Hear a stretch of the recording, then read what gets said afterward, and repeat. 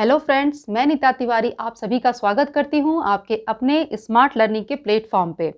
तो first of all, happy Dhanteras to all of you. आप लोग धनतेरस मनाइए। आपके लिए दिवाली, धनतेरस सब कुछ शुभ शुभ हो। आने वाला समय आपके लिए बहुत ही शुभ हो, आपको अपने जीवन में कामयाबी मिले।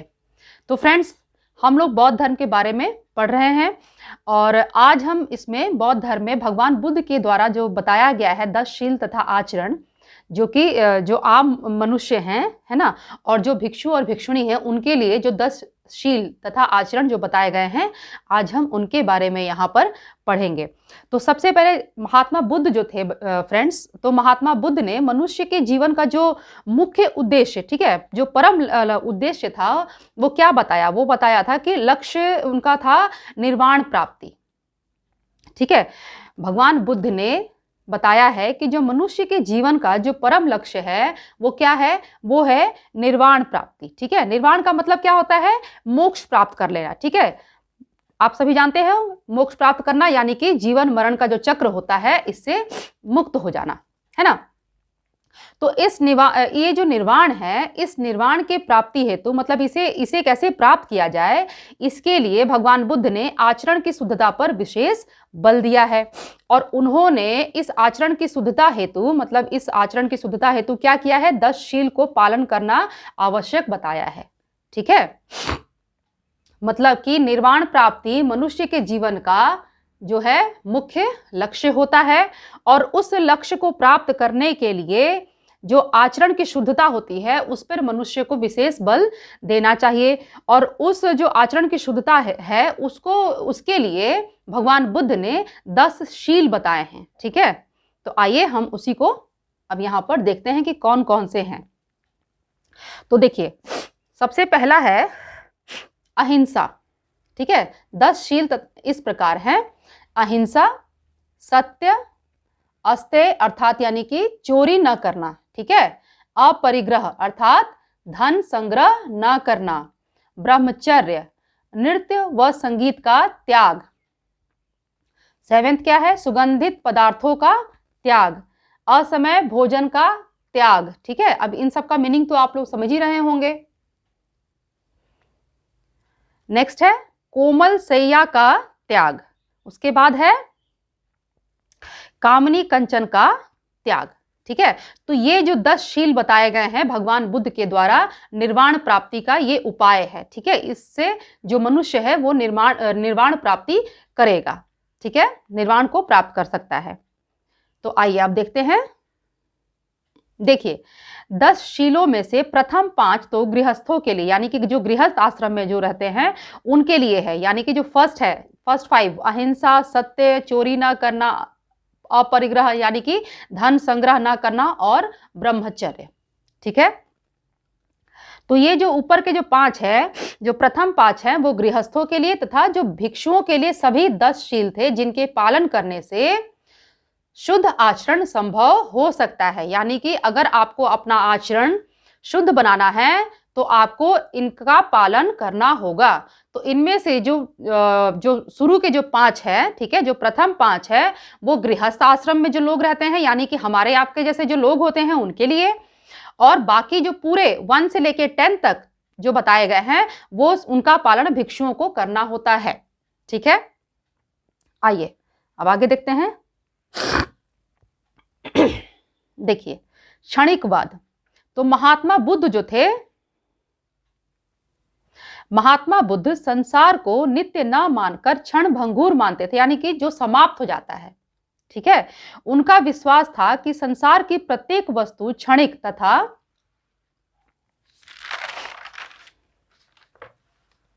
एक सेकेंड निरंतर परिवर्तनशील है।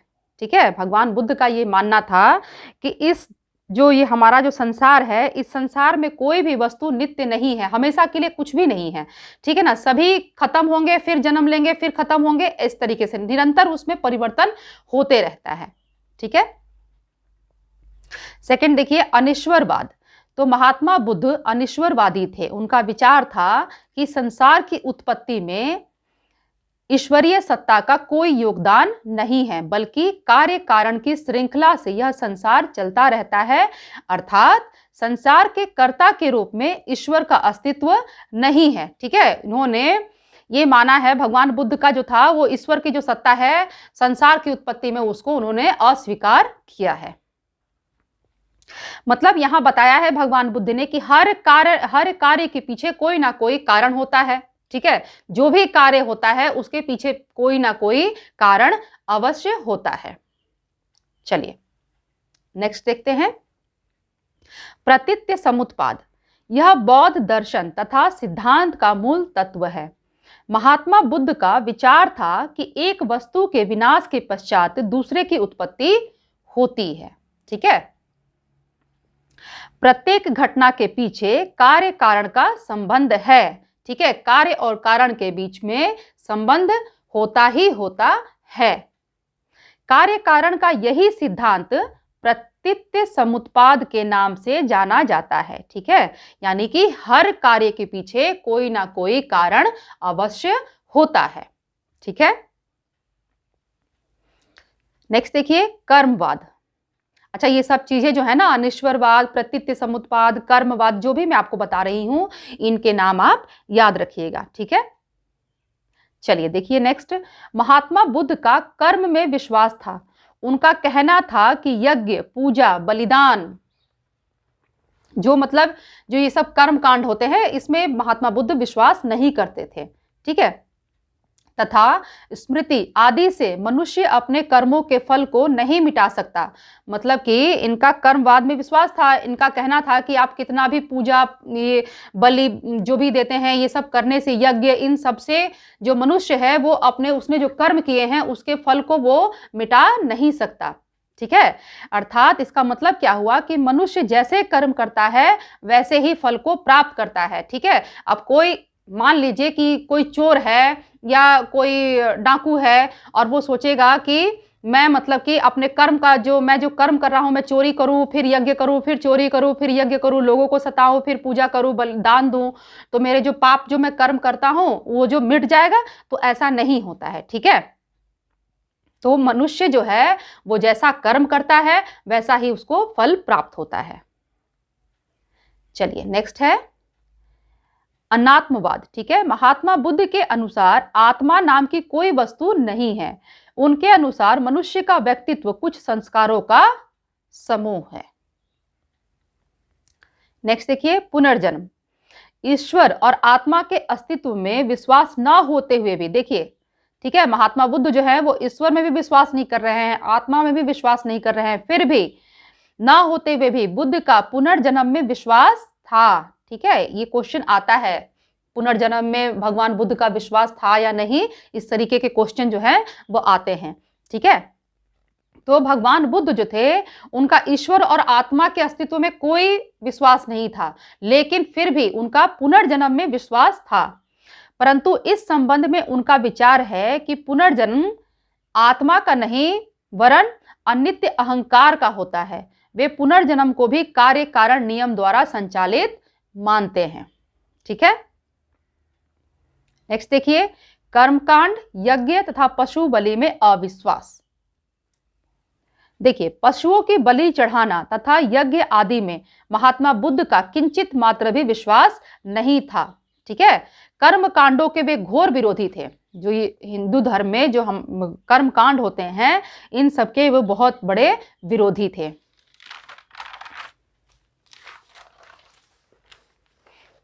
चलिए नेक्स्ट देखते हैं क्या है। तो यही कारण है कि वे ब्राह्मणों को भी उच्च स्थान देने के पक्ष में नहीं थे। ठीक है, और यही सब जो कारण है, जो सरलता थी बौद्ध धर्म में, इसकी वजह से क्या था कि बहुत सारे लोगों ने हिंदू धर्म को छोड़ करके बौद्ध धर्म में परिवर्तित हो गए थे। ठीक है, उन्होंने बौद्ध धर्म को स्वीकार कर लिया था, क्योंकि उसमें किसी भी प्रकार का कोई कर्मकांड नहीं होता था, ना कोई बलि, ना कोई यज्ञ, ना पूजा। ठीक है, चलिए नेक्स्ट देखते हैं, जात पात का खंडन।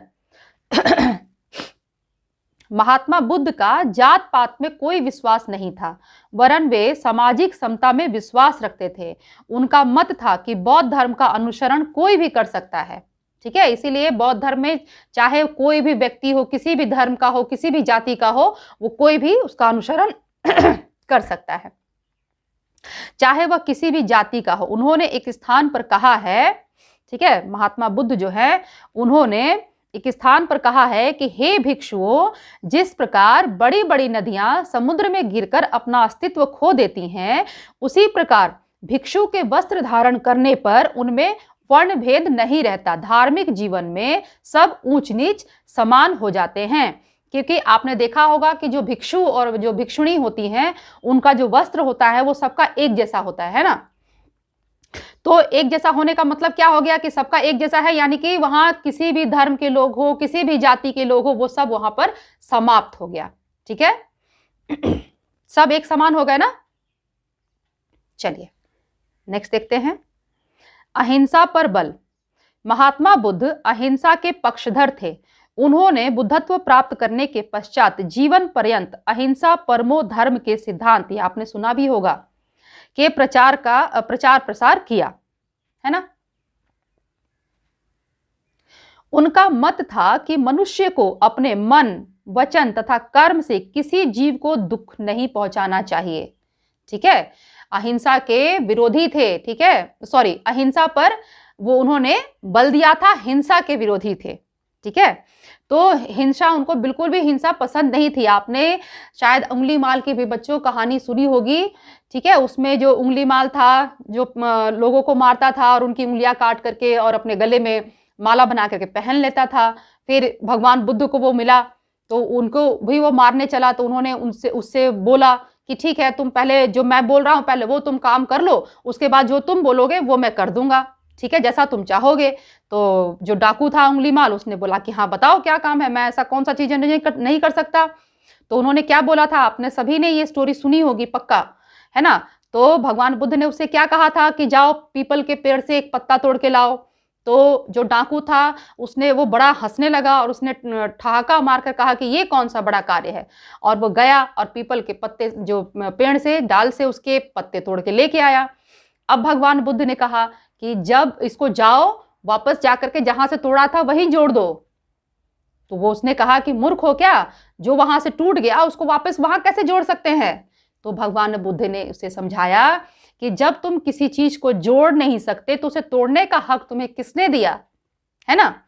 तो तभी से जो उंगली माल था उसने वो अपना जो उसका जो बुरे कर्म थे, जो वो काम करता था, जो लुटेरे होने का जो काम करता था, लोगों को मारता था, उनकी उंगलियां काट लेता था, वो सब उसने छोड़ दिया और वो भगवान बुद्ध के शरण में आ गया। ठीक है, तो अहिंसा पर भगवान बुद्ध का, अहिंसा पर उन्होंने बल दिया था। ठीक है, उनको हिंसा बिल्कुल भी पसंद नहीं थी और इसलिए उन्होंने कहा है कि मनुष्य को अपने मन, वचन तथा कर्म, ठीक है, देख लीजिए, मन से भी, वचन से भी और कर्म से भी किसी भी तरीके से, यानी कि आप मन से भी किसी को बुरा मत सोचिए, अपने वचन से आप जो बोलते हैं उससे भी किसी के लिए बुरा मत बोलिए, और अपने कर्म से आप जो कार्य करते हैं ऐसा कुछ भी मत करिए जिससे कि किसी भी जीव को दुख हो। ठीक है, चलिए नेक्स्ट देखते हैं,